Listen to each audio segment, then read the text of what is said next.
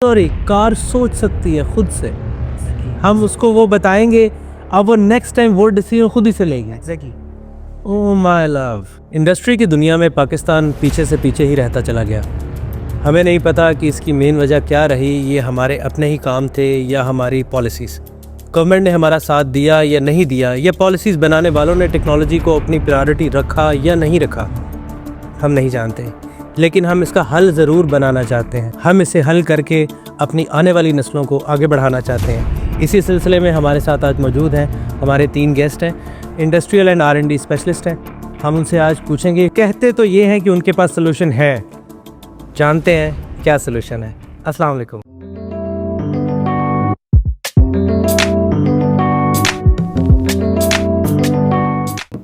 कैसे हैं आप? आसिम भाई, मैं पहले आपसे जानना चाहूँगा कि आप इस हमारे बच्चों को किस तरीके से देखते हैं कि अब बच्चे हमारे ग्रूम हो रहे हैं, वो टेक्नोलॉजी में हम पीछे हैं, हम बच्चों को कैसे दुनिया की पेस कैसे मैच करवा सकते हैं? सही, सबसे पहले मैं आपको अपना तारुफ करा देता हूँ। मेरा नाम आसिम गफूर है और आज़ाद कश्मीर से मेरा ताल्लुक़ है, और मेरा जो बचपन से ही पैशन है वो इलेक्ट्रॉनिक्स में है। और दुनिया में आपको नज़र तो आ रहा होगा कि कैसे बूम आ रहा है और लोग तेज़ी से जो है वो टेक्नोलॉजी, इलेक्ट्रॉनिक्स और इन चीज़ों में आगे बढ़ रहे हैं। रोबोट्स चल रहे हैं, एलन मस्क की आपने कुछ चीज़ें देखी होंगी, इस तरह की मुख्तलिफ़ चीज़ें तो आप देख ही रहे हैं। लेकिन हमें ना ये एक यूँ समझ लें कि ऐसा लग रहा है कि हम किसी विंडो से इसे देख रहे हैं, तो हम पे वो चीज़ उतना इम्पैक्ट डाल रही है नहीं डाल रही, इस चीज़ को मैं आपको बताता हूँ। और इसमें ऐसे है कि इस चीज़ को, जैसे आपका जो क्वेश्चन है कि ये हमारी इस फील्ड में या मतलब इस सारी चीज़ को हम कैसे देख रहे हैं, तो उसमें यह है कि मेरा शुरू से पैशन है और मेरे नज़दीक सॉल्यूशन भी यही है हमारी प्रॉब्लम्स का। और उसमें अगर आप मेरी ज़ाती प्रॉब्लम देखें तो मेरी टांगें जो है वो आर्टिफिशियल हैं, और मैंने हाँ जी, और मैंने अपने लिए एक बायोनिक लेग बनाने का सोचा था कुछ अर्सा पहले, और जिसमें मैं बहुत हद तक सक्सेसफुल भी रहा, अभी भी उस पर काम जारी है। लेकिन अब आप देख सकते हैं कि उससे ना मैं एक सेटिस्फैक्ट्री हद तक उसमें जो है अचीवमेंट हासिल की है, जिससे मैं कम से कम मूव कर सकता हूँ और फर्दर उसके ऊपर काम भी कर रहा हूँ। सो अगर मतलब आपके पास वो नहीं है एक चीज़, तो आप एक मोहताजी और उस चीज़ में हैं। लेकिन अगर आप उसका सोल्यूशन ढूंढ रहे हैं with the help of the technology, तो मेरे ख्याल से यही वो पाथ है जिससे दुनिया आगे जा रही है और सारी चीज़ें। वैसे कितनी अच्छी बात आपने की कि हम अगर टेक्नोलॉजी को अपना लें और उसमें एक्चुअली उसमें प्रोग्रेस करने की कोशिश करें, तो ग्राउंड रूट से हम अपनी जो है वो इन इश्यूज़ को रिजॉल्व कर सकते हैं। अभी आपने मुझे एक और बात बताई कि आपकी पैशन है, आपने इलेक्ट्रॉनिक्स में काम किया, आपने इसमें कुछ चीज़ें इसके अलावा भी कुछ बनाई हैं? मैंने बहुत शुरू से, मैंने आपको बताया ना, बचपन से, चूँकि मैं स्कूल ज़्यादा जा नहीं सकता था, तो घर में बैठ के मेरा जो हॉबी थी बेसिकली इलेक्ट्रॉनिक्स और ये चीज़ें थी। तो छोटी छोटी चीज़ें बहुत शुरू से, रिपेयरिंग और ये सारी चीज़ें मुझे आती थी। जब मैं गवर्नमेंट कॉलेज यूनिवर्सिटी में आया, मेरी प्री इंजीनियरिंग यहाँ 2019 में, तो तब मैंने यहाँ आके, एक सोसाइटी है वहाँ पे डॉक्टर समर मुबारक मन के नाम से, डॉक्टर समर मुबारक मन society for sciences, I was the founding president of that society. और उसी दौरान मैंने ड्रोन बनाया था 2019 में। विजुअली इम्पेयर्ड लोग जो देख नहीं सकते, उनके लिए मैंने शूज़ बनाए थे जिनसे वो ऑब्स्टैकुलर और जो ऑब्जेक्ट्स हैं उनके सामने के, उनको डिटेक्ट कर सकते हैं, उनको एनालाइज कर सकते हैं, और उससे जो है वो उनको बेसिकली देखने में एक लिहाज से नॉट डायरेक्ट बट इनडायरेक्टली उन चीज़ों को फील कर सकते थे, और उससे उनको जो है वो कुल्लयन और इस चीज़ से जो बच। इसमें ये कितनी फैब्रिकेटेड सी चीज़ें लगती है। आप ये वर्ड कुछ बोल रहे हैं, that's pretty technical for me, but क्या ये चीज़ें एक्चुअली भी एग्जिस्ट करती हैं कि एक बच्चा जो नहीं देख सकता, विजुअली इम्पेयर्ड है, तो हम टेक्नोलॉजी की मदद से उसको उसकी बीनाई वापस कर सकते हैं? आपने इनके बारे में नहीं सुना कि डिफरेंट टेस्ला की कार्स हैं जिनमें ऑटो पायलट है? और जी बिल्कुल एग्जैक्टली, तो ऑटो पायलट है टेस्ला उसको भी तो उसकी वेसिनिटी का पता चल रहा है, उसकी एनवायरनमेंट का पता चल रहा है, वो कोलाइड नहीं हो रही किसी चीज़ से। तो अब देखें वो डिसीजन ले रही है। There's a huge difference between electronics and human brain. Human anatomy के साथ उसको इंटरेक्ट करवाना है, that's a big thing। कि भाई इसको हम किस तरीके न्यूरॉन्स हैं, आप उनको इलेक्ट्रिकल सिग्नलिंग आपने देनी है, तो ये बहुत एक टफ सी चीज़ है। Let me explain you. इसमें ना बहुत जितना ये लगता है ना, मतलब बाहर से देख के, जैसे मैंने आपको बताया ना, हम ऐसे लगता है कि विंडो से देख रहे हैं सारी टेक्नोलॉजी इस चीज़ को। ऐसे काम नहीं हो रहा है इसमें, ठीक है। अब जो सेंसर्स होते हैं वो हमें फीडबैक देते हैं ना किसी भी फॉर्म में, और हमारी मर्जी है कि हम आउटपुट किस फॉर्म में देखना चाहते हैं। अब जो विजुअली इम्पेयर्ड लोगों के लिए मैंने शूज़ डिज़ाइन किए थे, वो वाइब्रेशन की फॉर्म में जो है वो उनको बता देते थे कि आगे ऑब्जेक्ट आने लगेगा। वाइब्रेशन जितनी तेज़ी से बढ़ेगी उतनी देर उनको पता चलेगा ऑब्जेक्ट नियर है। अब मेरी बायोनिक लेग की बात करते हैं। अब मैं उसे जब कहता हूँ ना कि it's a brain control leg, तो लोगों को ये बहुत ज़्यादा फैसिनेटिंग चीज़ लगती है कि दिमाग से कैसे कंट्रोल हो रहा है, मतलब क्या दिमाग से सिग्नल कैसे जा रहा है। लेकिन ये उस तरह से हम इसे नहीं देखते इलेक्ट्रॉनिक्स में। आप अपनी कलाई को पकड़ें और कोई भी फिंगर मूव करें, आपको यहाँ मसल्स की मूवमेंट फील होती है। सो इस मूवमेंट को कैप्चर करते हैं हम सेंसर से, और इसके अकॉर्डिंग हमारे जो रियल मसल्स होते हैं उनकी जगह हमारे एक्चुएटर्स घूमते हैं, मोटर्स घूमती हैं, यूँ कह लें आप आम ज़ुबान में। तो इससे सिग्नल लेते हैं, दिमाग सिग्नल दे रहा है, दिमाग अपने आपके मसल्स वो उसके जहाँ से भी आपकी टांग कटी होती है, बाजू कटा होता है, वहाँ तक सिग्नल्स आ रहे होते हैं, उनको कैप्चर करते हैं और उसके अकॉर्डिंग जो है एक्चुएटर्स घुमाते हैं। It's simple. ओके सो अब देखें, ये सिंपल है आपके लिए, हमारे लिए बहुत कॉम्प्लिकेटेड है। सेकंड, मुझे एक बात बताएं आसिम भाई, आप स्कूल में किसी पढ़ाते भी हैं ये रोबोटिक्स वगैरह, अब आपको ये लगता है कि ये वो वक्त है जब हमें बच्चों को इलेक्ट्रॉनिक्स या रोबोटिक्स की तरफ लेके आना पड़ेगा, या अभी भी हम वो ओल्ड स्कूल थॉट में हैं? एग्जैक्टली अगर हम इसमें अभी नहीं उतरे तो मेरे ख्याल से बहुत देर हो जाएगी। ये मैं जब अक्सर किसी से बात करता हूँ इस बारे में तो मेरे जहन में एक एग्जांपल आती है, वो है बिटकॉइन की। आप 2012-13 में जैसे उसमें देख रहे थे ना, आप अगर उस टाइम किसी ने किया होता अच्छे से इन्वेस्ट, जिसने किया होगा उसने फ़ायदा उठाया, हम जो नहीं कर पाए वो उससे अभी भी जो है वो एक लिहाज से ना उस चीज़ में है कि काश वो कर लेते। इन अ सेम वे अगर आप रोबोटिक्स और इन चीज़ों में बच्चों को अभी नहीं उतारेंगे तो कल आपको पछतावा होने वाला है इस चीज़ का। और मैं जिस स्कूल में पढ़ाता हूँ तकरीबन 2 साल होने वाले हैं मुझे, तो तब से वहाँ पे मेरा रोबोटिक्स ही पढ़ाने का जो है वो है, और वहाँ पे बच्चे बहुत आसानी से सीख जाते हैं। पहली चीज़ मैं आपको अपने एक्सपीरियंसेस की बेस पे बताता हूँ। दूसरा, ये चीज़ें इतनी फैसिनेटिंग और इतनी एक्साइटिंग हैं कि मतलब कोई भी शख्स जो है वो देख के दंग रह जाता है, और मेरे ख्याल से लर्निंग शुरू ही यहीं से होती है। मैं भी हो रहा हूँ, मैं भी से फैसिनेट हो रहा हूँ। एग्जैक्टली जब आप बच्चा देखें ना, आप बच्चे की एक्साइटमेंट देखें कि वो चलती फिरती कारें देखता है, अपने हाथों से बना रहा है, अब वो जो सोचता है वो प्रोग्राम करता है उसमें, और कार उसके अकॉर्डिंग डिसीजन ले रही होती है। वही चीज़ें जो मैं आपको एक्सप्लेन कर रहा हूँ। अब ये बच्चे के लिए कितनी ज़्यादा इंटरेस्टिंग चीज़ है, और फिर उसका लर्निंग का खुद सोचे ना कि जब इंटरेस्ट बन गया फिर उसको सिखाना कितना आसान हो गया। सबसे जो मुश्किल काम है वो बच्चे को बिठाना है ना, कि बिठा के आप उसको एक चीज़ पे मतलब फोकस करवा पाएँ, तो वो काम आपकी ऑलरेडी इलेक्ट्रॉनिक्स कर लेती है। अब जो फर्दर चीज़ें हैं वो बच्चा बहुत आपकी ना मतलब आपके साथ शाना बशाना जो है वो बहुत आसानी से सीख सकता है। मैच कर, वो स्पेस को मैच करना शुरू कर देता है बच्चा। ये आप किस एज ब्रैकेट की बात कर रहे हैं? कौन सी एज से बच्चा जो है वो आपके नज़दीक उसको इस तरफ कोडिंग की तरफ या प्रोग्रामिंग की तरफ लेके आना? एग्जैक्टली इसकी कोई एज नहीं है, यही तो मज़ेदार चीज़ है। अब देखें फिनलैंड का एजुकेशन सिस्टम आपने पढ़ा होगा, देखा होगा, it's a best education system in the world, लोग सारे यही कहते हैं। हेलसिंकी यूनिवर्सिटी और हेलसिंकी लाइब्रेरी कितनी बड़ी है। एग्जैक्टली तो अब आप उन एजुकेशन सिस्टम में देखें ना और यहाँ के एजुकेशन सिस्टम में देखें, गैप यही है। यहाँ रोबोटिक्स सीखने में कोई एज नहीं है इसकी, ठीक है। आप एक बिल्कुल जो बच्चा अभी चल फिर नहीं सकता उसको भी सिखा सकते हैं। अब उसका तरीक़ेकार अलग होगा, हो सकता है आपको कुछ गेम्स ऐसी बनानी पड़े, हो सकता है कि आपका करिकुलम जो है वो उसके लेवल के जाके डिसाइडेड हो कि मतलब दूसरी ये चीज़ कि अब ज़रूरी नहीं है कि हर बच्चे को ये चीज़ एक्साइट करे। तो हम स्पेशली ये काम उन लोगों के लिए भी कर सकते हैं जिनको आगे जाके ये करना है। वो आइडिया आपको बहुत शुरू में हो जाता है, और यही मैं फिनलैंड का एजुकेशन सिस्टम जहाँ की आपको बात बता रहा हूँ, वहाँ पे वो बच्चे से पूछते नहीं है कि उसको क्या बनना है, बल्कि वो उसके लिए उन्होंने कुछ गेम्स कुछ टेक्निक्स ऐसी इख्तियार की हुई हैं जिससे बच्चा जो है वो उसका इंटरेस्ट खुद जान लेते हैं, फिर उसको मज़ीद उसमें काम करने की जो है वो फैसिलिटीज़ मिलती हैं, और वो कहाँ से कहाँ। मैं अभी कुछ चंद साल पहले मैं ये एप्पल के इवेंट्स होते हैं जो WWDC होता है, जो उनका वर्ल्ड वाइड डेवलपर उनकी कॉन्फ्रेंस होती है, उसमें उन्होंने मेरे ख्याल से 2019 की बात है, उन्होंने एक प्रोग्राम लॉन्च किया था बच्चों के लिए। उनकी जो स्विफ्ट लैंग्वेज है जिस पे वो अपनी प्रोग्रामिंग कर रहे होते हैं, स्विफ्ट लैंग्वेज को उन्होंने प्रोग्राम किया था बच्चों के हवाले से, कि बच्चे भी बिल्डिंग ब्लॉक्स की तरह जैसे चीज़ें बना रहे होते हैं वो उसी तरीके से प्रोग्रामिंग सीखना शुरू कर देते हैं।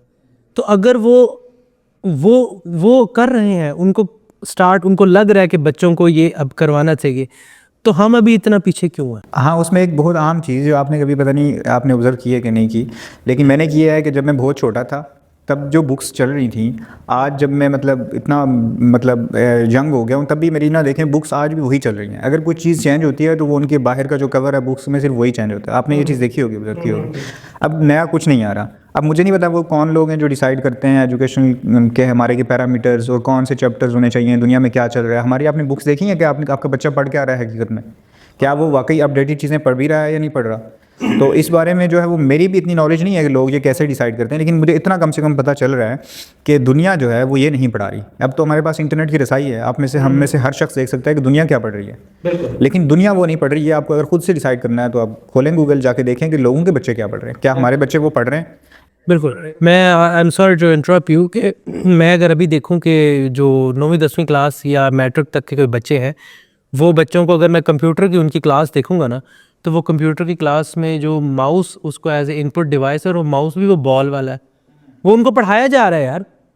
वो उनको पढ़ाया जा रहा है कि ये इनपुट डिवाइस है और ये माउस है और ये माउस के नीचे बॉल है, बॉल ऐसे काम करता है। क्या आपने वो अब क्या वो वो माउस और वो चीज़ें क्या अब वैसे काम भी करती हैं? क्या अभी भी वही है, टेक्नोलॉजी वही है आज भी? टेक्नोलॉजी तो कहाँ से कहाँ निकल गई। सलमान भाई, हम इन भाई की बात को, आसिम भाई की बात को आगे लेके चलते हैं कि आपका इस बारे में क्या ख्याल है कि ये बच्चों को हम अब, हमारे बच्चे, ये नहीं है कि जेनेटिकली हम एक लो आईक्यू लेवल के बच्चे हमारे हैं, हमारे बच्चे बहुत कैपेबल हैं जितने रेस्ट ऑफ द वर्ल्ड में होते हैं।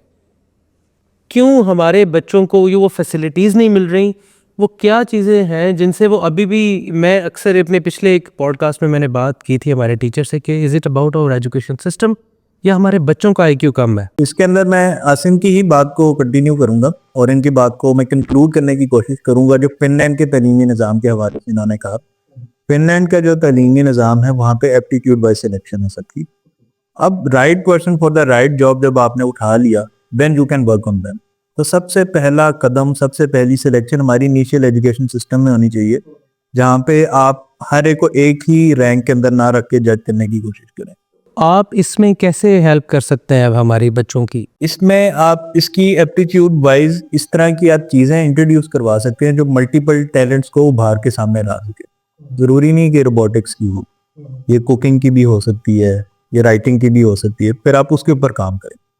तो आपने अभी कोई मॉडल बनाया है ऐसा, या आपको लगता है कि वी हैव द सोल्यूशन, तो आप इस पे कोई काम कर रहे हैं इस टाइम? हम रोबोटिक्स की टर्म्स में अगर हम बात करें तो हम कुछ ना कुछ इस तरह की ट्रेनिंग्स का आगाज़ करने की कोशिश कर रहे हैं, जो कि काफ़ी कंसाइज्ड है, बल्कि ऑलमोस्ट एक अच्छे रोल ऑफ मॉडल के अंदर हैं, जिसमें आप लोएस्ट लेवल से लेके हाईएस्ट लेवल तक आप उसके अंदर बच्चों को लाएंगे, ट्रेन करेंगे और फिर उनको मार्केट के लिए अवेलेबल करेंगे।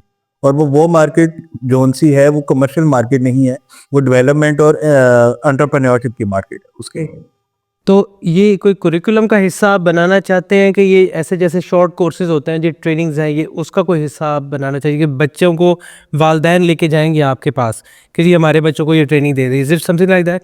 करिकुलम का हिस्सा होना होता तो हुकूमत कर देती, लेकिन जो हुकूमत नहीं करती फिर आप उसको दूसरे अच्छे तरीक़ों से करते हैं। आप खुद से ऑफर इस तरह से करते हैं कि लोग उसको ऑप्ट करें, जन ट्रेनिंग्स ऑप्ट करें। तो आप स्कूल्स को ट्रेनिंग ऑफर करते हैं कि ये एक मॉड्यूल है। जिस तरह से आसिम ऑलरेडी एक स्कूल के अंदर एक रोबोटिक्स के टीचर हैं और इन्होंने इसी तरह करिकुलम का हिस्सा नहीं है, निसाब का हिस्सा नहीं है, उन्होंने वो कोर्स को ऑप्ट किया हुआ और आसिम वहाँ पे रोबोटिक्स सिखा रहे हैं। हम रेत से स्टार्ट करते हैं क्योंकि जो आपकी इलेक्ट्रॉनिक्स है वो रेत से निकलती है और फिर रेत से डायोड बनता है, फिर ट्रांजिस्टर बनता है, फिर उसके आगे उसको आप किस तरह से इस्तेमाल करते हैं, फिर एक बोर्ड बनता है।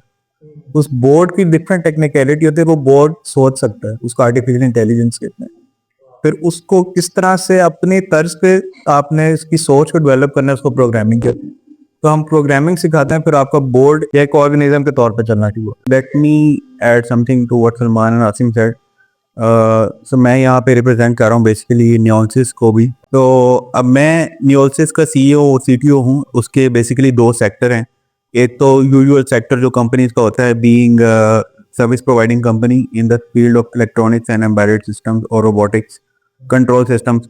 और उसके अलावा एज ए कंपनी जो हमारा विजन है ना, वो उस गैप को क्लोज करने का है जो जिससे आपने शुरू में बात की कि हमारे बच्चे जो है ना, उनकी ग्रोथ ही शुरू से नहीं हुई, उस तरह से सोचना ही नहीं उन्होंने सीखा कि वो बड़े होकर उस राह पे चलें जहाँ वो टेक्नोलॉजिकल एडवांसमेंट में मैच करें डेवलप्ड कंट्रीज को।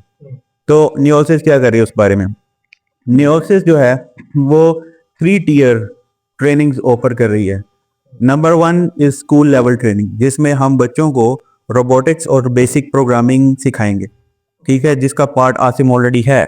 मैं दोबारा आपसे ये क्वेश्चन करूंगा कि आप इसमें किस एज ब्रैकेट के बच्चों को देखते हैं? Personally speaking, being a company, because a child needs to know little bit about mathematics, तो मैं समझता हूँ कि जो बच्चा 6 से 7 साल का हो जाता है ना, उसमें इतनी कैपेबिलिटी आ जाती है कि वो बुनियादी कमांड्स को प्रोसेस करना शुरू कर दे। कमांड्स को मैं उर्दू में कहूँ तो बुनियादी हिदायत को कंप्यूटर की, ठीक है।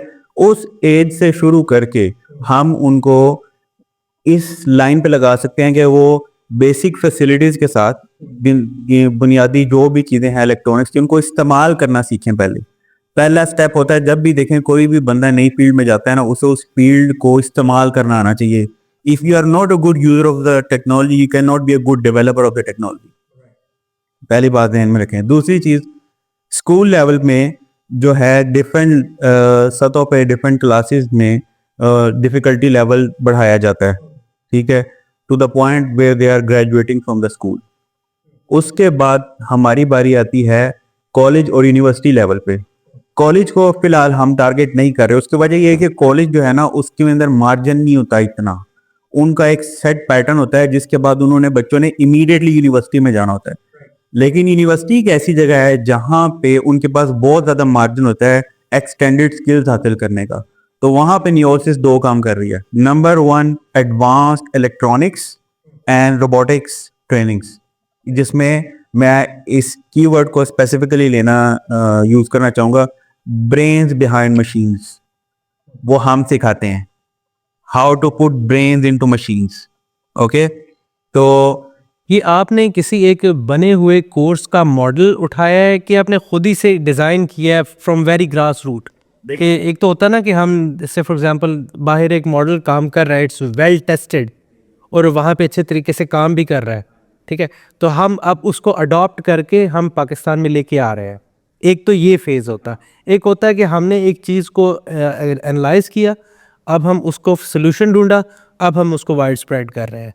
तो इसमें से आप क्या सोचते हैं कि ये इनमें से कौन सी चीज़ है? देखें, अगर ऑलरेडी आपके पास व्हील है ना तो ये बेवकूफ़ी है टू री इन्वेंट द व्हील, ठीक है, लेकिन उसकी एफिशिएंसी बढ़ाई जा सकती है। और हमारा काम क्या है, हम री इन्वेंट ना करें व्हील को, हम व्हील के एग्जिस्टिंग स्पेक्स को लेके उसकी एफिशिएंसी को बढ़ाएं।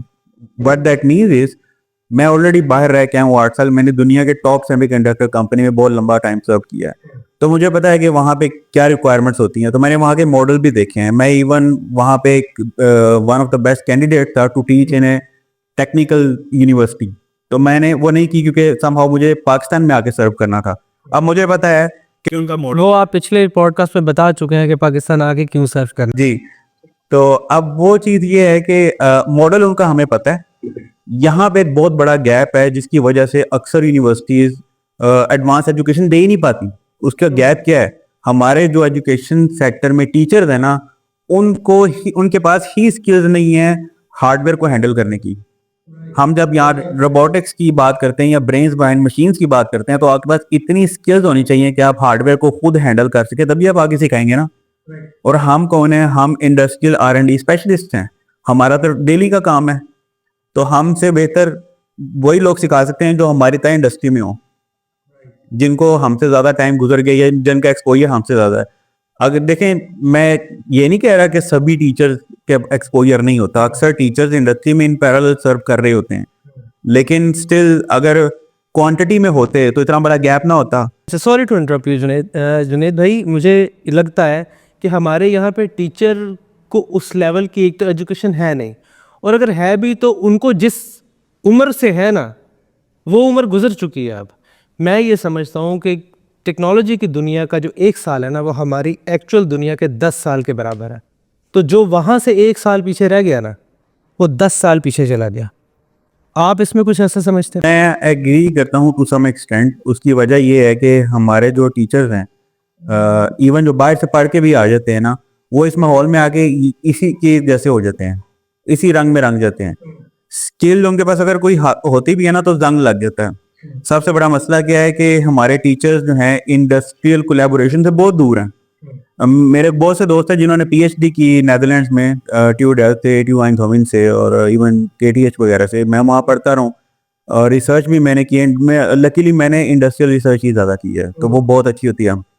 मैंने एक चीज़ ऑब्जर्व की है, उन्होंने वहाँ से PhD करने के बाद भी अगर पढ़ाया है ना, तो जो स्किल उन्होंने थोड़ी बहुत PhD की तरह ली है ना, वो यहाँ पे आके यूज भी ना की तो वो खत्म हो जाती है बाय द टाइम।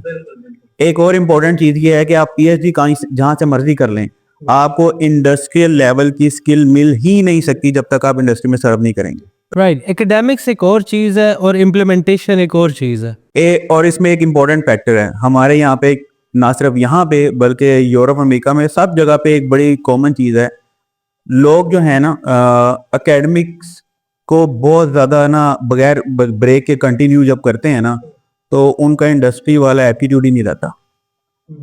मैं मशवरा देता हूँ हमेशा लोगों को, आपने अगर बैचलर्स कर लिया है तो अगले एकेडमिक टेन्योर में जाने से पहले गैप लें इंडस्ट्रियल सर्विस के थ्रू।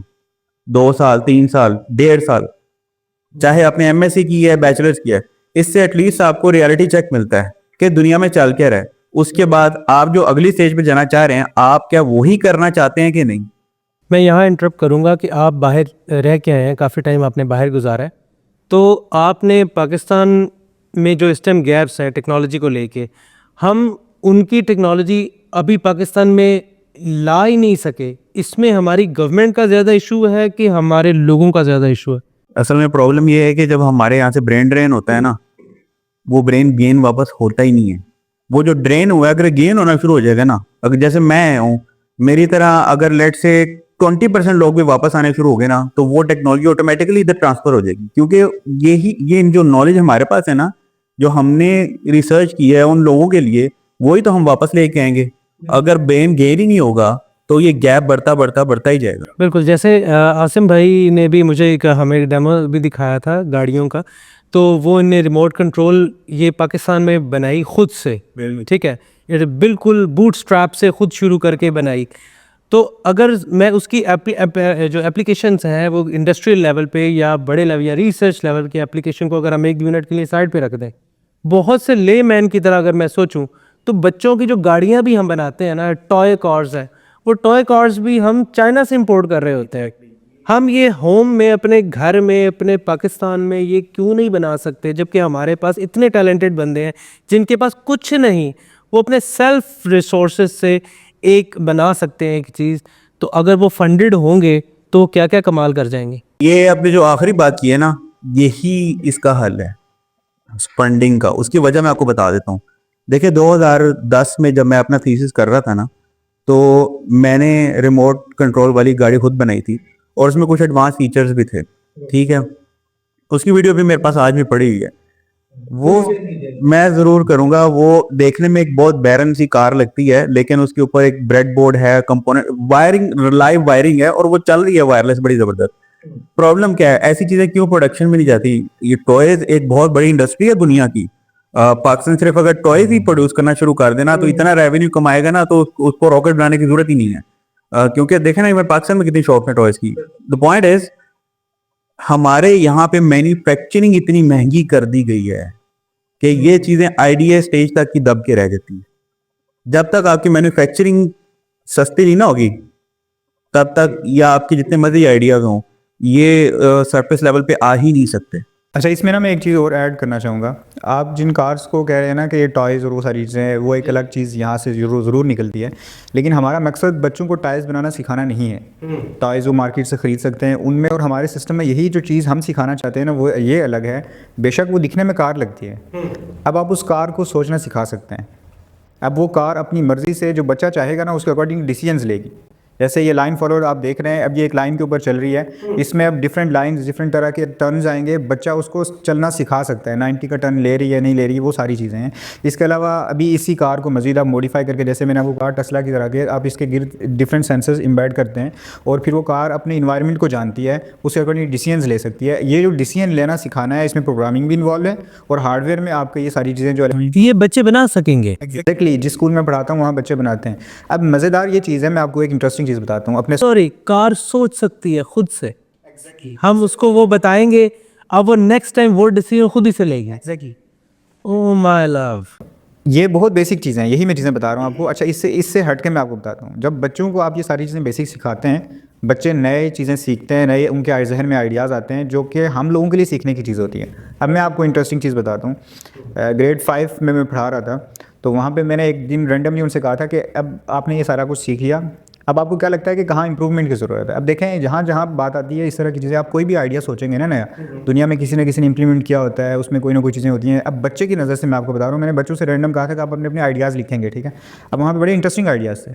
एक बच्चे ने लिखा था कि ट्रैफिक में जो सिग्नल्स होते हैं, उसमें एक सिग्नल ऐसा भी होना चाहिए जो हमें मतलब ये बताए कि इस साइड पे ट्रैफिक ज़्यादा है, जिस साइड की ज़्यादा ट्रैफिक हो उस साइड वाली जो है वो ज़्यादा देर ऑन रहे, ताकि वो मैक्सिमम जो है वो आप भीड़ से बच सकें। कुछ साइड पे आपने देखा होगा ना, सोल्यूशन बताया उसने। एग्जैक्टली। अब देखें, आप चौक पे खड़े हैं, एक साइड की गाड़ियाँ है ही नहीं एक साइड पे, लेकिन वो इशारा जो है वो बाकी सबको भी डिस्टर्ब कर रहा है। जिस साइड पे ज़्यादा ट्रैफिक है उस साइड भी ज़्यादा टाइम भी ज़्यादा हो। फिर एक बच्चे का सोल्यूशन था कि वाशरूम्स में आपका जो शॉवर है उसके साथ लीटर्स कितने पानी आप वेस्ट कर रहे हैं वो डिस्प्ले होना चाहिए। अब ये देखें हम मतलब जब यूज़ कर रहे होते हैं पानी, हमें से कोई परवाह नहीं होती कि अगर लिखा हुआ है कि 27 लीटर या 30 लीटर आप वेस्ट कर चुके हैं तो बंदा एकदम जो है वो चौंक जाता है। अब ये देखें ये सोल्यूशन ज़रूरी नहीं है कि मेरे जहन में नहीं थी इस तरह की चाय। अब ये आपको जनरेटिवली 2 बता रहा हूँ। अब ऐसी रोज़ डिस्कशन होती तो है। एंग्जाइटी होने लग जाएगी। मगर मैं सीरियसली समझ रहा हूँ, इस तरह तो बंदा देख रहा है नहाते हुए, सांस ने देखा यार 2 लीटर मैंने कर दिया है, तो वो तो एंग्जाइटी में चला जाएगा। मैं आपको बहुत इंपॉर्टेंट चीज में बताता हूँ। ये जो आसिम ने चीजें बताई हैं ना, ये इशारा कर रही हैं इनहेंस्ड एनालिटिकल एबिलिटीज की तरफ, और ये आती हैं प्रोग्रामिंग और लॉजिकल थिंकिंग के थ्रू। यही हमारा मकसद है कि हम बच्चों में ये इंड्यूस कर दें कि इस तरह की थिंकिंग तब आती है जब आप इस तरह की ट्रेनिंग लेते हैं। जिस बच्चे का एक्सपोजर ही नहीं है लॉजिकल थिंकिंग की तरफ, वो सोचोगे उसको तरीका ही नहीं आएगा ऐसा सोचना कैसे है। सेकेंडली जो उसने एक पॉइंट बताया ना, देखें हमारे दीन ने हमें बहुत सारी चीजों के बारे में हुक्म दिया है जो हम ना डेली लाइफ में बिल्कुल इग्नोर कर देते हैं, लेकिन टेक्नोलॉजी की मदद से उसको भी अचीव किया जा सकता है जो हमें हेल्प करे। हमारे दिमाग कमजोर है ना, ज्यादा देर तक चीजें रहती नहीं है। तो जैसे उसने बताया ना कि कितने लीटर पानी यूज हो गया, ये हमारे रिलीजियस पॉइंट ऑफ व्यू से भी बहुत इंपॉर्टेंट है कि आपने इसराफ नहीं करना। ठीक है, ये उस बच्चे के ذहन में आया कि यार अब देखें कराची जैसे इलाके में जहाँ टैंकर्स में लोग पानी मंगवाते हैं इतना महंगा, मरी में जहाँ पानी इजीली अवेलेबल नहीं है पहाड़ों में, वहां पे कितना वायबल सोल्यूशन है। लोग अपने ऑप्टिमम यूजेज की तरफ आए। इसको मैं एंग्जाइटी नहीं कहूंगा, इसको मैं कहूंगा कि ऑप्टिमम यूजेज की तरफ। लोग तो अपना घर साफ करते हैं, फिर उसके बाद दरवाजा साफ करते हैं, फिर उसके बाद आगे से गली भी साफ करते हैं, और वो पानी मजीद वेस्ट करते हैं। तो ये तो बड़ा अच्छा सोल्यूशन है। और मैं आपको बताऊं इसमें ये यहाँ चीज़ें ख़त्म नहीं हो जाती हैं। आपका बच्चा अगर ये सारी चीज़ें सीखता है वो इम्प्लीमेंट कर सकता है अपने घर में इन सारी चीज़ों को।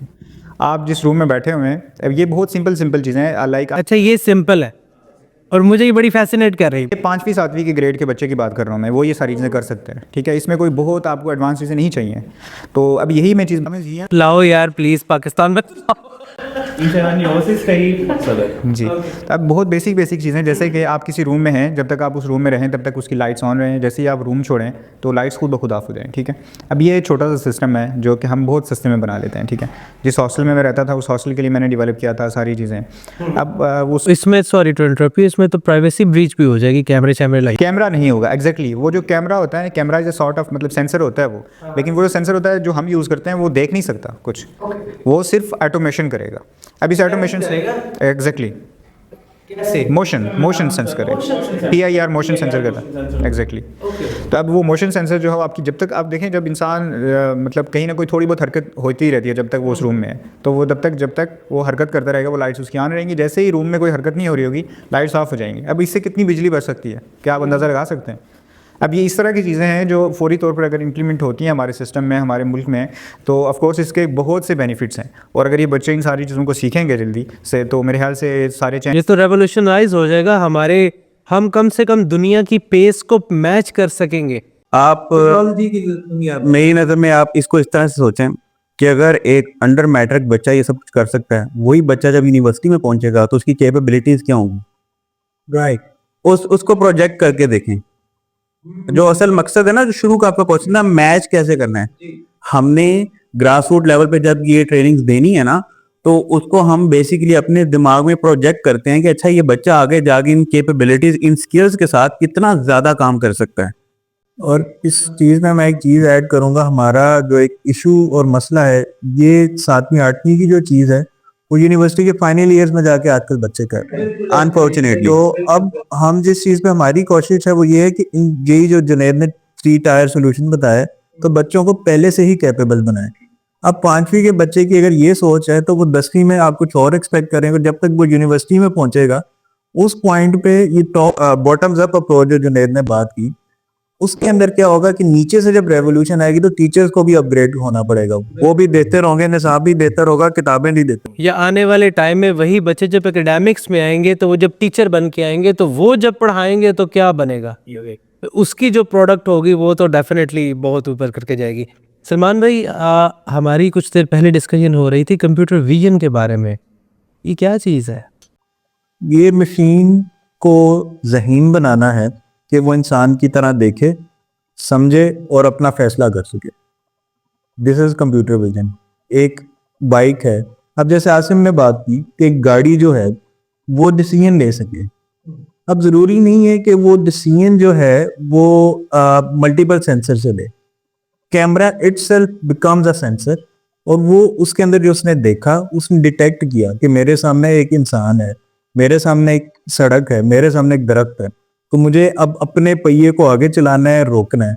मैं किस रफ्तार से जा रहा हूँ, अगर गाड़ी की ऑटोनोमस कार के हवाले से मैं बात करूँ, ये एक छोटी सी मिसाल है जो कि बहुत कॉमन है, लेकिन कंप्यूटर विजन आपकी बहुत सारी चीजों में इस्तेमाल हो रहा है। मैं इसको अगर थोड़ा सा खुद सोचूं तो एक सोफिया नाम की एक रोबोट थी जिसको वो खुद से सोच सकती थी।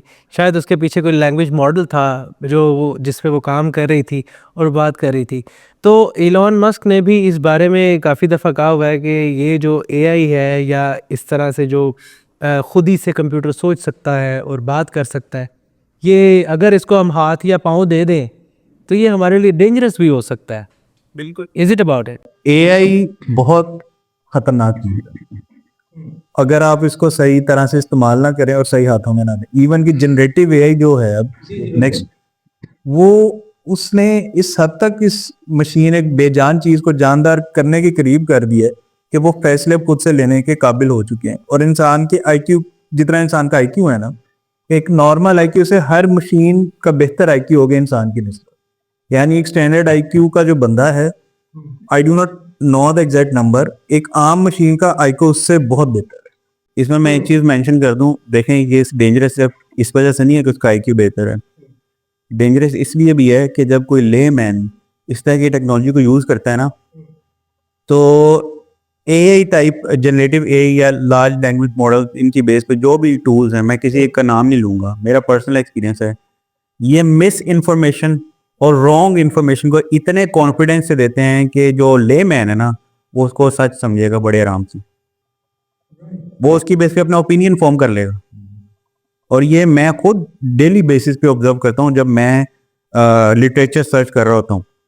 मैंने परसों एक मेरा बड़ा अच्छा कोलीग है, वो मोबाइल पे एक वीडियो देख रहा था दैट वाज एआई जनरेटेड, और उस वीडियो में एक जो है वो एक शेर था और शेर के नीचे जनाब बकरी के पाँव लगे हुए थे, और वो मुझे दिखा रहा था यार ये देखो यार दुनिया में कैसी कैसी चीज़ें आ गई हैं यार, ये देखो ये तो बड़ा मसला हो गया है। मैं क्या बेवकूफ़ा ये बनी हुई है एआई के ऊपर। जनरेटिव एआई ने आपके आर्ट वर्क को आसान भी कर दिया है। ये अगर हम वैसे एनिमेशन में बनाने की कोशिश करें तो शायद मुश्किल हो, तो फायदा भी है। और अब जब बंदर के हाथ माचिस लग जाएगी तो शहर को आग लग सकती है। इमान भाई प्लीज़ ये कंप्यूटर विजन के बारे में ज़रा मज़ीद हमें बताएं, आप इस पे कैसे काम कर रहे हैं और ये कैसे हमारे लिए बेनिफिशियल। को कभी चलान हुआ है? बड़ी दफ़ा मेरे अभी भी 2 चलान है जो मैंने पे नहीं किए हुए, सॉरी, ऑन कैमरा। और वो चलान आपके घर भी आया है? हाँ बिल्कुल, आपकी फोटो भी है? ये सब फोटो भी है। आपने इस तरह से कुछ खिलाफ? जी जी, अब वो फोटो आती है बिल्कुल। This is an example of computer vision. मतलब एक कैमरा लगा है जिसको सोच और उसको पता है कि आपने कुछ खिलाफ वर्जी की है। अच्छा, वो पीछे कंप्यूटर के पीछे बैठा कोई बंदे ने नहीं फोटो क्लिक की, नहीं, कंप्यूटर ने खुद ही क्लिक की है। कंप्यूटर को हमने सिखा दिया है कि सीरियसली? इस हद से बाहर कोई शख्स होगा तो आपने इसको चलान दे देना है। कंप्यूटर वो कैमरा इतना ज़हीन है, उसके पीछे वाला कंप्यूटर इतना ज़हीन है कि उसकी आपको खिलाफ वर्जी की टाइप का पता है कि इशारा तोड़ा है, ज़ेब्रा क्रॉसिंग पे है, ओवर स्पीडिंग है, रॉन्ग डायरेक्शन है। तो this is an example of computer vision. मतलब कि उसने खुद ही से फोटो ली, खुद ही से देखा कि ये इस ग्रेड में आता है क्राइम, और उसी के अगेंस्ट उसने पैसे लिखे और मुझे उसने ईमेल कर दी। उसने, मैं थोड़ा सा रिफ्रेज करता हूँ, उसने पहले क्राइम देखा फिर फोटो ली। पहले वो फोटो नहीं लेगा जब तक क्राइम नहीं होगा, उसको आपकी फोटो रख के क्या करना है। जैसे पीएसएल होता है हमारा, तो बहुत सारा क्राउड का फ्लो होता है, वो हेड काउंट करने के लिए एक कैमरा लगा होता है, वो सर देख रहा होता है, तो वो आपको नंबर ऑफ पीपल आ जाते हैं। यूनिक एंट्री के हर चेहरा मुख्तलिफ वो एग्जैक्ट बता देता, वरना तो पहले वो गेट्स लगे होते थे ना, उसके नीचे से एक बंदा 3 दफा गुजरे तो 3 एंट्रियां हो जाएंगी बिल्कुल। लेकिन अब वो चेहरा देख के सेव कर लेगा कि यूनिक एंट्री है ये। तो इस तरह वो फेस देख के फेस रिकॉग्निशन भी हो सकती है। Face recognition is applied example of computer. Face recognition, object recognition, इस तरह के एक मूवी भी है इंग्लिश, उसमें एक उन्होंने कोई एक सॉफ्टवेयर बनाया है जो पूरी दुनिया के कैमरास को एक्सेस कर सकता है, सीसीटीवी कैमरास को, और जो बंदा दुनिया में कहीं भी होगा तो वो उसी टाइम उसका फेस रिकॉग्नाइज करके आपको बता देगा जी वहाँ बैठा हुआ है। अगर कोई बंदे के पास ये टेक्नोलॉजी आ जाती है और वो कंप्यूटर या सिस्टम्स को या नेटवर्क्स को ब्रीच करने की कैपेबिलिटी रखता है, तो वो तो ये सारा कुछ कर सकता। कर नहीं सकता, होता है। हाँ, ये हो रहा है। और ये फिल्म नहीं है इस वक्त। आप, मैं, कोई भी, अब जब ये पॉडकास्ट जा रही है, हम सबके हाथ में है। तो हमें कहीं, और हमारा मोबाइल जो है ये बेसिकली हमारा एक डिजिटल क्लोन है, इसको कहीं पे भी ट्रेस किया जा सकता है। यार ये तो बड़ी ख़तरनाक बात है जुनैद भाई। अभी आपने मुझे बताया कि पहले भी कि हम किसी, कोई भी बंदा अगर वो ये कैपेबिलिटीज़ रखता है तो वो किसी की गाड़ी को हैक कर सकता है, कि यानी कि नॉर्मल एक कार को, उसके अगर वो वाईफाई से कनेक्टेड हुई है, कोई आईपी जनरेट हुआ है, तो वो कार की कभी भी ब्रेकिंग कर सकता है, कभी भी कुछ भी कर सकता है। तो बड़ा ख़तरनाक काम है। हाँ जी, इसके बेशुमार तरीके हैं, एथिकल हैकिंग में सिखाए जाते हैं। और खैर अब वो क्या आप बच्चों को तो नहीं सिखाएंगे हमारे? हमारे करिकुलम में ये नहीं है, लेकिन ये चीज सिखानी जरूरी है। हाँ। देखें, किसी गुनाह को रिकग्नाइज करवाने के लिए बताना जरूरी है कि गुनाह है क्या। और ये देखें, एथिकल हैकिंग कहते ही इसलिए हैं कि आप अपने आप को और अपनी एरिया के लोगों को सिक्योर कर सकें उन गुनाहगार लोगों से जो यही टेक्निक्स को मिस यूज करते हैं। तो इसलिए इसको एथिकल हैकर कहते हैं कि आप उसको पॉजिटिव वे में यूज करते हैं। कंपनीज की जो सिक्योरिटी डिपार्टमेंट होते हैं आईटी के, उनमें जो एथिकल हैकर होते हैं उनका यही काम होता है। उनका ये, वो इसलिए नहीं हैकिंग करते कि उनको किसी की डेटा ब्रीच करनी है, वो इसलिए हैकिंग करते हैं कि वो खुद को और अपनी कंपनी को सिक्योर कर सकें। एक और आपने मुझे चीज़ बताई थी पहले कि एक बंदा है, जैसे मैं हूँ, मैं अपने मोबाइल से टीम वीवर या ऐसी कोई एप्लीकेशन डाउनलोड करके मैं अपने घर का कंप्यूटर एक्सेस कर सकता हूँ। ठीक है, ये तो एक नॉर्मल सी चीज़ है। बट हम उस कंपनी को इन रिटर्न अपना डाटा दे रहे होते हैं सम टाइम, कि जब हम अपने कंप्यूटर से एक्सेस ले रहे हैं तो हमने उस कंपनी जिसका हम सॉफ्टवेयर यूज़ कर रहे हैं, तो उसको, वो हमें फ्री में अगर सॉफ्टवेयर दे रहा है, there is a trade between it, वो ट्रेड होगा हमारा डाटा। तो हमारा डाटा उसके लिए, उसकी एक्सेस में, वो कभी भी उसको एक्सेस कर सकता है। इसमें कंपनी एक बात है, if something is free then you are the product. Exactly. Yes exactly. तो मैं यही बात कर रहा था कि अगर ऐसी कोई कंपनी की या ऐसी किसी भी थर्ड पार्टी की हम एप्लीकेशन यूज़ करते हैं तो हमारा डाटा ब्रीच होने के बहुत ज़्यादा चांसेस हैं। ठीक है, अभी आपने मुझे बताया कि देयर इज़ अनदर वे कि हम बग़ैर किसी थर्ड पार्टी के, किसी क्लाइंट के, हम डायरेक्टली अपने कंप्यूटर को एक्सेस कर सकते हैं। कैसे? जी हाँ, बेसिकली इसमें जहाँ तक डेटा फैचिंग की बात है, तो उसमें ओपन सोर्स सॉल्यूशंस अवेलेबल हैं। Bye open source what I mean is कि ऐसी सॉफ्टवेयर अवेलेबल हैं जिनको आप खुद अपने ही पर्सनल कंप्यूटर में इंस्टॉल करें और फिर आप दुनिया में कहीं से भी बैठ के अपने उसको एक्सेस कर सकते हैं। आप वो बना बनाया लेंगे, वो तो जिसने बनाया है, तो नहीं, उसका कुछ होगा। उसकी यही ब्यूटी है कि देखें, जब हम बात करते हैं ना कि डेटा ब्रीच या डेटा किसी थर्ड पार्टी के थ्रू होके आना है, उसका मकसद, वो पता है क्या मतलब होता है कि आपके दो कंप्यूटर हैं, आपके एक घर में एक ऑफिस में है, वो एक दूसरे से जब बात करना चाह रहे हैं तो वो किसी तीसरे दरमियानी इंटरमीडिएरी को यूज कर रहे हैं। ठीक है, इस सूरत में क्या होता है कि वो इंटरमीडिएरी नहीं होता। ठीक है, ऑब्वियसली ओवर द इंटरनेट बात करने के लिए आपको इंटरनेट के जो भी प्रोटोकॉल्स हैं वो यूज करने पड़ते हैं, लेकिन इस केस में क्या होता है, एटलीस्ट वो इंटरमीडिएट निकल जाता है और आप डायरेक्टली इंटरनेट के थ्रू अपने ही सर्वर को एक्सेस कर रहे हो। वो इंटरमीडिएट को कहते हैं सर्वर, और जो आपका घर का और ऑफिस का कंप्यूटर है वो है क्लाइंट्स। बिल्कुल। ठीक है, तो इस केस में क्या है कि ये सर्वर जो है ना, इससे आपको ये निकल गया और इसी को ही आप डिप्लॉय कर देते हैं अपने कंप्यूटर में जहां से आपने डेटा उठाना है। सही, तो ये एक क्लोज्ड हो गया, ओपन नहीं हुआ है, आपका नेटवर्क ओपन नहीं है, ये आपका क्लोज नेटवर्क है। जी हाँ, ये आपका क्लोज, ये कोई और भी एक्सेस नहीं कर सकता, ये डायरेक्टली आप ही करेंगे अनटिल अनलेस किसी और ने आपका कोई, आप किसी को एक्सेस खुद दें या कोई हैक कर ले थ्रू इंजेक्शन और व्हाटएवर टेक्निक, तो फिर ऑब्वियसली वो भी हैक हो सकता है। लेकिन इसमें इसको सिक्योर करना इतना मुश्किल नहीं है। जिसमें बहुत से सिक्योरिटी इंक्रिप्शन कीज यूज होती हैं जो बाय डिफॉल्ट इन एप्लीकेशन में अवेलेबल होती हैं। आप मतलब जो भी हार्डवेयर भी अवेलेबल हैं जिसमें आप सिक्योरिटी को मेक श्योर कर सकते हैं। मैंने खुद अपने घर में अपना पर्सनल क्लाउड इंफ्रास्ट्रक्चर डिप्लॉय किया हुआ है जिसपे मैं सब कुछ सेव करता हूँ। मैं किसी भी थर्ड पार्टी को लाइक ऑफिस 365 को, ड्रॉपबॉक्स या गूगल को कुछ नहीं पे करता। मैं चाहूँ तो उस पर 10 टेराबाइट रख लूँ, मैं जितना मर्जी डेटा रखूँ। मैं चाहूँ तो आप लोगों को अकाउंट्स बना के वहां पे शेयर कर दूँ ड्राइव को। आप भी उस थर्ड पार्टी या फिर ग्लोबल क्लाउड कम्युनिटी से निकल जाएंगे। ये तो बड़ा अच्छा नहीं है कि हम किसी थर्ड पार्टी को, अगर से फॉर एग्जांपल आज मुझे मेरे गूगल का कुछ भूल गया है, तो मेरा तो डाटा गया ना।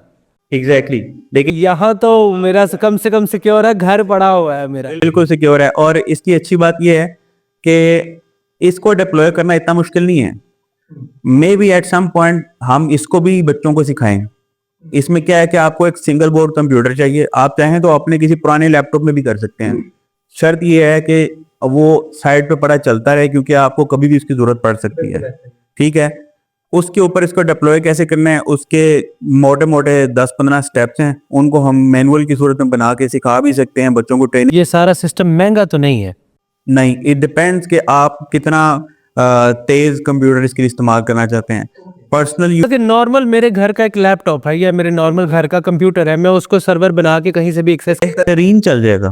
मान भाई, अभी हम नाइट बात कर रहे थे आपके कुछ प्रोजेक्ट्स में, उसमें एक कलर नाइट विजन की बात हुई थी।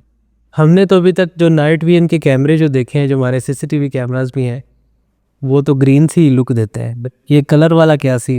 Colour night vision other than CCTV आप उसको अप्लाई या डिप्लॉय कर सकते हैं व्हीकल पे, डिफेंस सिस्टम पे। उसका मकसद क्या, नाम से ही जाहिर है कि रात के वक्त आप दिन की तरह देख सकते हैं। रात का इमेज, रात को जब हम देखते हैं तो हम इंफ्रारेड में देखते हैं, वो एक वेवलेंथ है, एक रंग है, तो वो हमें ब्लैक एंड व्हाइट नजर आती है। होती वो पिंक है, कैमरा हमें ब्लैक एंड व्हाइट करके दिखा देता है ताकि हम डिफ्रेंशिएट कर सकें। अब उस ग्रे स्केल इमेज, मतलब जो ब्लैक एंड व्हाइट आम जुबान में हम उसको कहते हैं, हमने दरख्त भी ग्रे कलर का है, सड़क भी ग्रे कलर की है, इंसान भी ग्रे कलर का है, कुछ भी है ग्रे कलर का। तो हमने उसको तरीका बनाया कि दरख्त सब्ज नजर आए, सड़क जो है वो सड़क के रंग की नजर आए, इंसान की आइडेंटिफिकेशन का कलर थोड़ा सा मुख्तलिफ हो जाए। ये सारा कुछ जो आप पहले कंप्यूटर विजन और एआई कर रहे हैं, ये एआई से सारा कुछ कलर जनरेट हो रहा है ये कि कोई और सेंसर्स है? इसके 3 तरीकेकार होते हैं। एआई से भी हो सकता है, कंप्यूटर को आप उसमें कलर ट्रांसफर, कलर फ्यूजन, इसकी कुछ टेक्निकल टर्म्स हैं, आप उस तरीके से भी कर सकते हैं। अब इसमें तीसरी एक नई चीज आ गई, जनरेटिव एआई। जनरेटिव एआई का क्या है, आपने उसको कोऑर्डिनेट्स देने हैं। इस कोऑर्डिनेट पे हम बैठे हैं, वो जनरेटिव एआई गूगल मैप के ऊपर जाके देख सकता है कि इस एरिया के ये रंग है। उसको पता लगा इस रंग पे ये फोटो उतरी हुई है, अब इस रंग की फोटो को मैं इस तरह से इन चीजें, अच्छा उसने देखा इधर सड़क थी, इधर दरख्त था, पर इस जगह पे मैं बैठा हूँ, तो उधर सड़क को वो सड़क का रंग दे देगा, दरख्त को दरख्त का रंग दे देगा। तो ये कलर नाइट विजन एक ब्लैक एंड व्हाइट बिल्कुल। अच्छा, इसकी मजे की बात यह है कि जो आपकी इंफ्रारेड है, इंसान की आंख बहुत कम उसको नजर आती है या नहीं देख पाती, जो उसकी हायर फ्रीक्वेंसीज है वो आप नहीं देख पाते। तो अब मैंने अंधेरे में मैं खड़ा हूँ, मैंने इंफ्रारेड कैमरा ऑन किया, उसने तस्वीर उतारी, मेरे जनरेटिव एआई को पता लगा इस कोऑर्डिनेट पे है, ऑब्वियसली गूगल के ऊपर सब कुछ अपलोडेड, उसने रंगीन करके बता दिया। और अब इसी तस्वीर को, सीरीज ऑफ फोटोज को अगर मैं चलाऊं तो वो वीडियो बन जाती है। तो वो photo is converted into a video. अगर वो मैंने हेड गियर पे पहन लिए तो रात के वक्त में मैं दिन की सूरत में मूव कर सकता हूँ। मेरा एक और छोटा सा सवाल है सलमान भाई, आपका जो है वो पैशन है फोटोग्राफी, आपका फील्ड है इलेक्ट्रॉनिक्स, तो दरमियान में कहाँ लटके हुए हैं आप? मैं अहल हूँ किसी और का, मेरी एरिया कोई और है। तो इसको मैंने अपने पैशन को साइंटिफिक टर्म्स में देखा। फोटोग्राफी को अगर आप साइंटिफिक टर्म्स में देखें, वो कंप्यूटेशनल फोटोग्राफी बनती है, फिर वो एआई बनती है, फिर वो कंप्यूटर विजन बन जाता है। तो मैंने दोनों आइडिया को साथ कर लिया। आप ये फोटोग्राफी आप वैसे कर कब से रहे हैं? 2000 से, जब मैं क्लास 3 में था, रिपोर्ट में जो फोटोग्राफी के अंदर है वो बेपनाह अवार्ड्स हैं। पिछले 2017 में मैंने लास्ट अवार्ड लिया था, उसके बाद मैं कोई इतनी प्रोफेशनली उस तरह से अवार्ड्स के पीछे फोटोग्राफी नहीं कर रहा। लेकिन पाकिस्तान के जो उस टाइम तक के जो बड़े बड़े अवार्ड्स थे, बेक लाहौर में जीता हूँ, पीएचए का अवार्ड था वो मैं जीता हूँ, WWF का अवार्ड 2019 में मैं जीता था, वाइल्ड लाइफ का जीता हूँ, आर्किटेक्चर का जीता हूँ, स्पोर्ट्स का जीता हूँ। तो कैटेगरीज सारी हैं। फिर नेशनल ज्योग्राफिक पे मैं फीचर हुआ हूँ, उसके बाद ESPN क्रिक इन्फो पे मैं फीचर हुआ हूँ। तो there are many things but they come with some science, there is some elements with the science with that. Junaid भाई, हम अभी कुछ देर पहले स्टेम एजुकेशन सिस्टम के बारे में बात कर रहे थे, ये है क्या? मैं अभी तक एज ए मेडिकल प्रोफेशनल बात करूं तो हम स्टेम सेल्स के साथ नाम को जानते हैं, ये स्टेम एजुकेशन सिस्टम क्या है? Stem basically science, technology, engineering and mathematics. Europe में, अमेरिका में इसके अम्ब्रेला के अंडर बच्चों को स्कूल्स में स्पेसिफिकली फोकस्ड एजुकेशन दी जाती है। जहाँ पे वो इंजीनियरिंग रिलेटेड सब्जेक्ट्स को पढ़ते हैं। ऑब्वियसली वहाँ पे जो है उनके अपने बोर्ड्स होते हैं, उनके अपने करिकुलम हैं। पाकिस्तान में एज सच किसी भी बोर्ड में मेरा नहीं ख्याल कोई सब्जेक्ट हैं जहाँ पे फोकस्ड टेक्निकल एजुकेशन हो। तो उसका सोल्यूशन यही है कि एड होक बेसिस पे स्कूल्स को अप्रोच किया जाए और उनको इंट्रोड्यूस करवाएं। सबसे पहले और सबसे इम्पोर्टेंट बात यह है कि देखें, हमने बड़ी ज़्यादा बात कर ली कि बच्चों को क्यों ज़रूरी है स्टेम एजुकेशन। अभी जब हम स्टेम एजुकेशन की बात कर रहे थे, लेकिन उनको डिलीवर करने से पहले ये रियलाइज करवाना जरूरी है स्कूल्स को कि इम्पोर्टेंट क्यों स्कूल्स को। आई मीन बच्चे तो इंटरेस्टेड होंगे ही, उनको तो कुछ भी चलती चीज नजर आएगी, कोई चीज नजर आएगी तो ये फन। और इसमें एक चीज जरूरी है कि जो उनको बंदा डिलीवर कर रहा है वो बाय चॉइस कर रहा है, बाय चांस कर रहा है। एग्जैक्टली। तो इसमें जो बंदे बाय चॉइस डिलीवर करेंगे वो हक अदा करेंगे। अगर कोई नौकरी के पीछे स्टेम में आएगा वो वही निसाब का हिसाब करेगा जो शुरू में मैंने बात की कि कोई एप्टीट्यूड नहीं होगा, वो अपने पैसे लेगा, बच्चों को अपनी आवर्स पूरे करेगा, चला जाएगा, कोई enthusiast नहीं। और हाँ, और स्टेम एजुकेशन की खूबसूरती ये कि इसमें शौक वाला बंदा पढ़ाने भी शौक वाला बंदा आता है, पढ़ने भी शौक वाला बंदा आता है, तो इससे एप्टीट्यूड आपको बहुत अच्छा मिल जाता है। तो अच्छा, जी। जुनैद की बात को मैं कंटिन्यू करना चाहूंगा और उसके अंदर ऐसा है कि हमारा मकसद देखिए हमारे निसाब ने क्या किया है, उसने मछली पकड़ी बंदे को दे दी। तो एक मुहावरा है कि अगर आप किसी को तरक्की देना चाहते हैं तो आपने उसको मछली पकड़ के नहीं खिलानी, आपने उसको मछली पकड़नी सिखानी है। तो हमारा मकसद ये है कि समंदर बहुत बड़ा है, अल्लाह मेहरबान है, तो आप मछली पकड़ना सिखाएं। वो उसका रिस्क नहीं लेगा, वो उसका रिस्क नहीं लेगा, लेकिन वो सारी उम्र जो है अपने फैमिली, अपने खानदान, अपनी नस्लों को पालेगा। तो बेसिकली नियोल का यही इसमें एक मकसद है कि वो आप मछली पकड़ना हम सिखा रहे हैं और वो जो स्किल हमारे पास है हम उसको आगे दे रहे हैं। और इसमें एक मजे की बात यह है कि उसे हम खुद भी सीखते हैं। आप जब सिखाते हैं तो आप उससे ज्यादा सीखते एक बंदा है पाकिस्तान में, वो कुछ 5-6 साल पहले पाकिस्तान में एकदम से आता है और सबको कहता है जी कि आपने जो है ना वो स्किल सीखनी है, स्किल सीखनी है, पढ़ाई छोड़ दो स्किल सीखो पैसा कमाओ, पढ़ाई छोड़ दो स्किल सीखो पैसा कमाओ। वो तब लोगों को फैसिनेट ज़रूर किया था, मुझे तब भी दिल में थोड़ा सा खटकता था कि यार स्टडी तो नहीं छोड़नी चाहिए। अब अगर आप ये सिस्टम से हम बच्चों को स्टडी में ये चीज़ अगर ऐड ऑन कर देंगे तो ये एक्चुअली फ्रूटफुल है, ना कि ये कि आप उसको सिर्फ ईंट तोड़ना सिखाएंगे, आप उसके पीछे बैकग्राउंड कुछ नहीं सिखा रहे। अगर कोई बच्चा है, अगर वो सिर्फ उसको गूगल से अपना लॉगिन करना आता है पर बैक एंड पे प्रोग्रामिंग क्या हुई है, जिसने वो गूगल बनाया है वो उसको आ जाए, तो वो डेफिनेटली वो ज़्यादा प्रोग्रेस करेगा। मैं ऐड करता हूँ, human is a social animal. आप ह्यूमन को डिसइंटीग्रेट करके अगर खाली स्किल सिखा देंगे तो उसकी सोशल स्किल्स नहीं डेवलप होंगी। तो अगर स्कूल्स के अंदर आप इस स्किल बेस कर देंगे वो सोसाइटी में वो, क्योंकि हम इंसान आगे बढ़े कैसे हैं, कोलैबोरेशन की सूरत में। स्कूल में बैठे हैं, इनके पास, जुनैद के पास और स्किल है, मेरे पास और स्किल है, आसिम के पास और स्किल है, तीनों अगर हम करेंगे तो फिर हम ज्यादा बेहतर कर सकेंगे। तो खाली स्किल्स पे काम करना और एजुकेशन को एक साइड पे कर देना वो भी इतना वो तो मेरे आराम ख्याल से देना। बुरा है बच्चों के लिए। देखिए, ये जो आपका सवाल है ना, इसके बारे में हमने ऑलरेडी बात की है पिछले पॉडकास्ट में, लेकिन मैं दोबारा एक चीज रिपीट करूंगा। लेकिन इससे पहले मैं बताऊं, वो जो आपका सवाल है जो आपने आसिम किया कि बच्चों के लिए क्यों जरूरी है सीखना, इसका जवाब हम शुरू में दे चुके हैं। मैं सबको कहता हूँ, मैं इवन एविएशन वालों से मेरी बात है, मैंने उनको भी यही कहा है। देखें, ये जो एजुकेशन है ना, स्टेम एजुकेशन, जिसमें इंजीनियरिंग है, स्पेशली मैं प्रोग्रामिंग का नाम जरूर लेता हूँ और रोबोटिक्स, ये आपको सिर्फ जो है ना इंजीनियरिंग करना नहीं सिखाते, या ये नहीं सिखाते कि आपने बाहर जाके कोई चीज़ ऑपरेट कैसे करनी है। मैं एक ही एजेंडा पे बात करता हूँ, आपकी एनालिटिकल एबिलिटीज बढ़ाती हैं ये चीज़ें। आप दो लोग ने, एक कंप्यूटर साइंस को जानता है, generic, he does not need to be a specialist, और एक जो है ना बहुत स्मार्ट डॉक्टर है या कुछ भी है, डॉक्टर है, बहुत स्मार्ट है।